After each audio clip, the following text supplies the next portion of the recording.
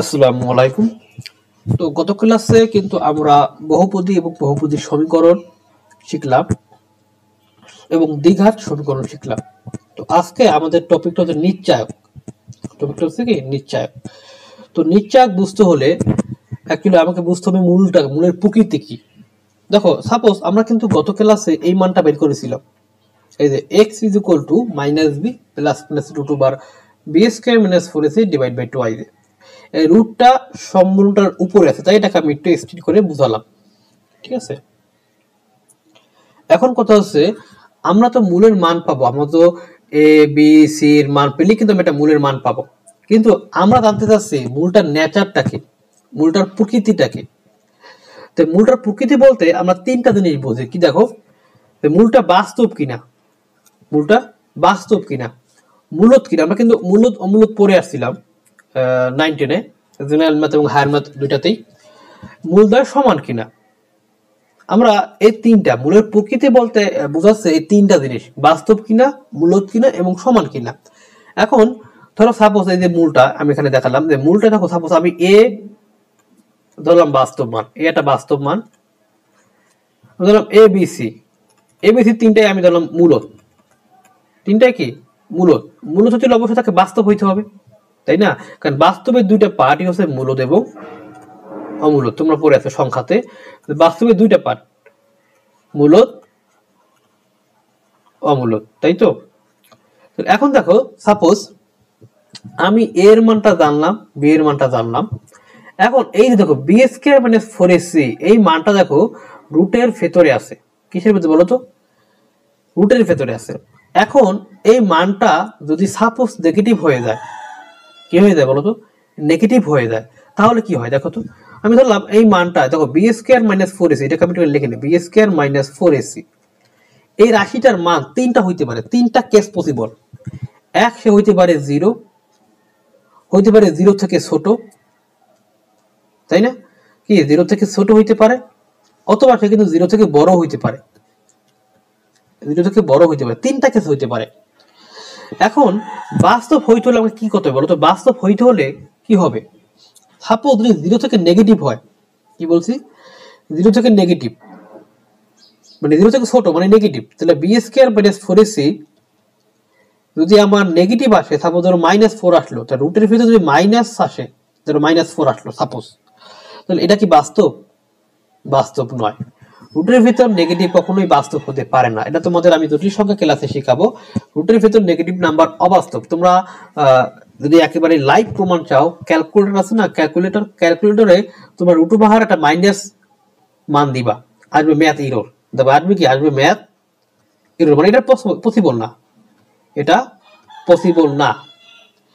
কিন্তু যদি তুমি ক্যালকুলেটর ফাংশন চেঞ্জ করো, কমপ্লেক্স ফাংশনে চলে যাও, তখন কিন্তু মান দিবে। কিন্তু জেনারেল মোডে কিন্তু এই মানটা দিবে না, আসবে কি ম্যাথ ইরর আসবে। তার মানে এটা সম্ভব না। তাহলে বাস্তব হইতে হলে আমি বলতে পারি যে রুটের ভিতরে যে মানটা বি স্কয়ার মাইনাস 4ac, এটা অবশ্যই জিরো থেকে বড় হইতে হবে। এখন আমার কথা হচ্ছে জিরো হওয়া পসিবল কিনা, জিরো হওয়া পসিবল কিনা দেখি তো। আমি যেখানে জিরো বসাই, রুটের ভিতর জিরো, কি বলতো, রুটের ভিতরে জিরো, কোনো সমস্যা আছে? সমস্যা নাই। রুটের ভিতরে জিরো, কোনো সমস্যা নাই। তার মানে এটা জিরো হওয়া সম্ভব, কারণ জিরো হলে তো কোনো প্রবলেম নাই, জিরো হলে বাদ যাবে। তার মানে যেহেতু জিরো হওয়া সম্ভব, তো এখানে একটা ইকুয়াল সাইন দেওয়া লাগবে। তার মানে বাস্তব হইতে হলে এটা কি হতে বলতো, জিরো থেকে সমান অথবা জিরোর বড় হইতে হবে, জিরোর বড় বা জিরো থেকে সমান হইতে হবে। তুমি যদি এই সাইনটা না দাও, তুমি যদি এই সাইনটা না দাও, তাহলে কিন্তু তুমি অঙ্ক কাটা যাবে, কারণ জিরো হইতে পারে, জিরোর বড় হইতে পারে। ওকে, এখন দেখো মূলত, এখন বলো মূলত কি ভাইয়া? মূলত সংখ্যা, মূলত সংখ্যা কি? যে সংখ্যাকে পি বাই কিউ আকারে লেখা যায়, আমরা কিন্তু পরে আসছিলাম যে ভগ্নাংশ আকারে লেখা যায়। হ্যাঁ, তাহলে এখন আমরা জানি যে √7 একটা অমূলক সংখ্যা, √2 এগুলো কিন্তু সব অমূলক সংখ্যা, কিন্তু মূলক সংখ্যা নয়, এগুলো কিন্তু মূলক সংখ্যা নয়। এখন সাপোজ ধরো আমি এক্স এর মানটা পেলাম এরকম, এক্স এর মানটা পেলাম -b, তো -2 পেলাম, এখানে প্লাস মাইনাস আমাকে √7 আসলো, √3 আসলো, √3 আমরা √2 ধরি, √2 আসলো, নিচে থেকে ধর আমাদের আসলো এখানে 5, তাই তো। এখন দেখো এইটা কি মূলত কিনা, এই সংখ্যাটা কিন্তু মূলত নয়, এটা অমূলত।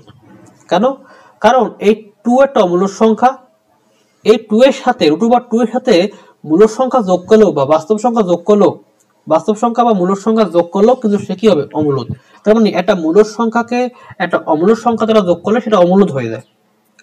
এখন সাপোজ আমি ধরলাম যে যদি এরকম হইতো মানটা x -2 ± ধরো 4/5, এটা কিন্তু বলতো, এটা কিন্তু মূলত সংখ্যা। কেন? কারণ -2 ± 4টাকে লেখা যায় 2, 2/4 কে লেখা যায় কি 2, মানে 2² 2² মানে তো আমার 4, তাই না? 2² মানে তো আমাদের 4, এই যে রুট আর এই 2 কাটা যায়, তাহলে থাকে কি -2 ± 2/5। তার মানে এটা কিন্তু এখন মূলত সংখ্যা। তার মানে খেয়াল করো যে রুটের ভেতর এই যে b² - 4ac, যে b² - 4ac, এটা যদি আমার মূলত হইতে হয়, এটাকে হইতে হবে পূর্ণবর্গ, এটাকে বলে পূর্ণবর্গ রাশি। কেন? দেখো এই যে 2² যদি এরকম হতো, এখানে সাপোজ 5² যদি এরকম হতো -2 ± √25, তার মানে কি 5², তার মানে এটাও কিন্তু একটা মূলত সংখ্যা। তার মানে মূলত সংখ্যা হইতে হলে আমাকে b² - 4ac, এই যে b², এখানে লিখে দিই b² - 4ac হইতে হবে পূর্ণবর্গ রাশি, পূর্ণবর্গ হইতে হবে, এটা পূর্ণবর্গ হইতে হবে যে আমার মূলত হয়। এখন সাপোজ ধরো সমান কিনা, তাই তো, সমান কিনা যদি আমরা খেয়াল করতে চাই, তো আমাদের সমীকরণটা ছিল কি বলতো? সমীকরণটা ছিল x = -b ± b² - 4ac divide by 2i, sorry এর এখানে আসবে 2i। তো এখন দেখো খেয়াল করি সমান কিনা। আমি যদি তোমাকে সাপোজ বলি যে ধরো 3 ± 0, এখন তুমি বলতে এখানে সংখ্যা কয়টা?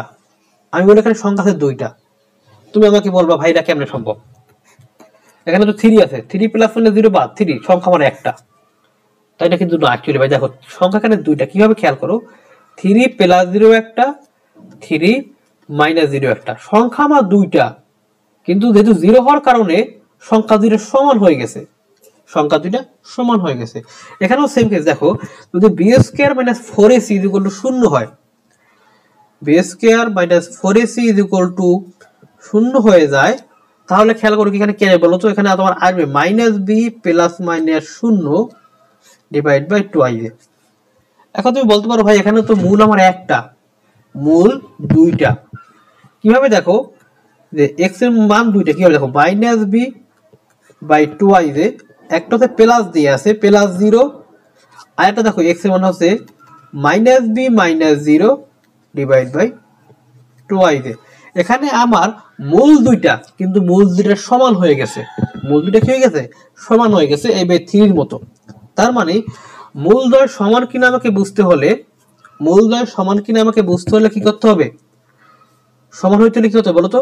এই যে b² - 4ac = 0 হইতে হবে, 0 হইতে হবে। একটা জিনিস খেয়াল করো যে আমার এই যে মূলদ্বয় বাস্তব কিনা, সে এই যে ডিসিশনটা আমি নিচ্ছি, এটা কিভাবে নিচ্ছি?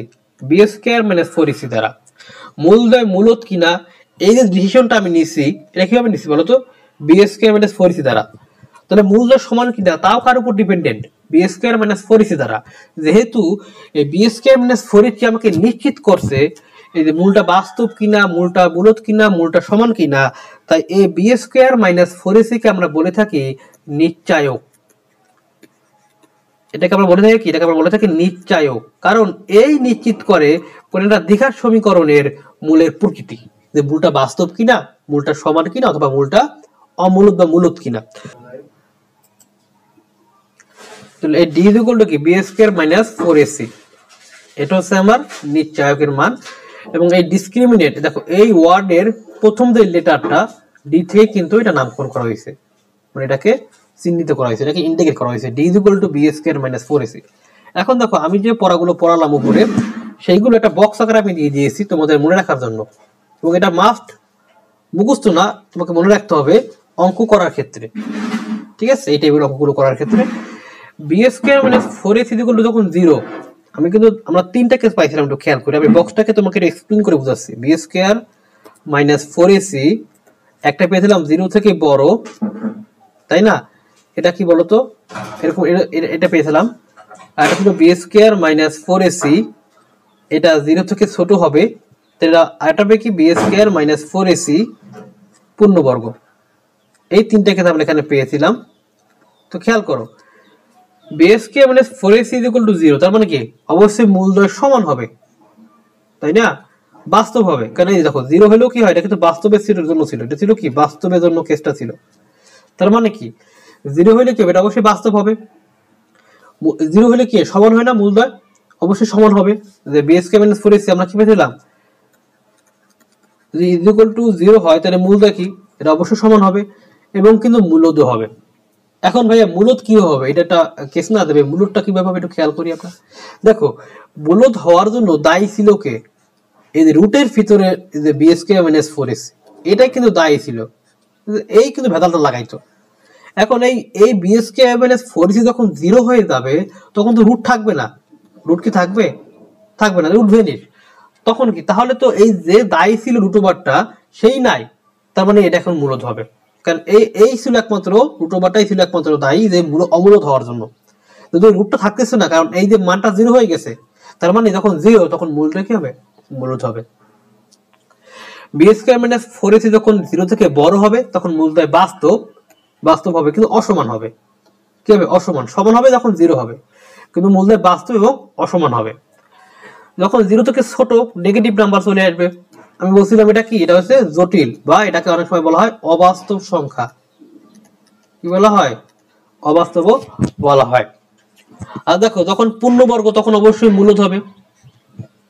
এখন মূলদ হইলে বাস্তব কেন, কারণ বাস্তবের দুইটা পার্ট, মূলদ হওয়ার আগে তো বাস্তব, কারণ বাস্তবের দুইটা অংশ মূলদ এবং অমূলদ। তাই যদি মূলদ হয় অবশ্যই সে বাস্তব হতে বাধ্য, তাই না? তাই বলা হয়েছে যে বাস্তব, মূলদ এবং অসমান, ঠিক আছে? আর যখন পূর্ণবর্গ না, মানে পূর্ণবর্গটা এটা সিম্পল ধর মান, তখন কি হবে, বাস্তব হবে, অসমান এবং অমূলদ, ঠিক আছে? অমূলদ মানে অমূলদের আগে কি আছে, বাস্তব, আর এদিকে তো অসমান হবে কারণ 0 না। তার মানে এই টেবিলটাকে তোমার খুব ভালোভাবে, আমি আগেই বললাম যে আমরা তো নেক্সট ক্লাসে অঙ্ক করব, আমি যদি বলতে পারি, আমি তখন বলবো যে মূলটা বাস্তব, মূলটা অবাস্তব, তখন কন্ডিশনটা কি ছিল নিশ্চয়কের, তোমাকে ধাপ করে বলতে হবে যদি মূলটা জটিল হয় এটা ছিল 0 থেকে ছোট হবে, নিশ্চয়টা 0 থেকে ছোট হবে, এটা কিন্তু তোমাকে বলতে হবে ইনস্ট্যান্ট। অতএব এই বক্সটা তোমাদের ভালোভাবে আয়ত্ত করতে হবে। আশা করি সবাই বুঝতে পারছো।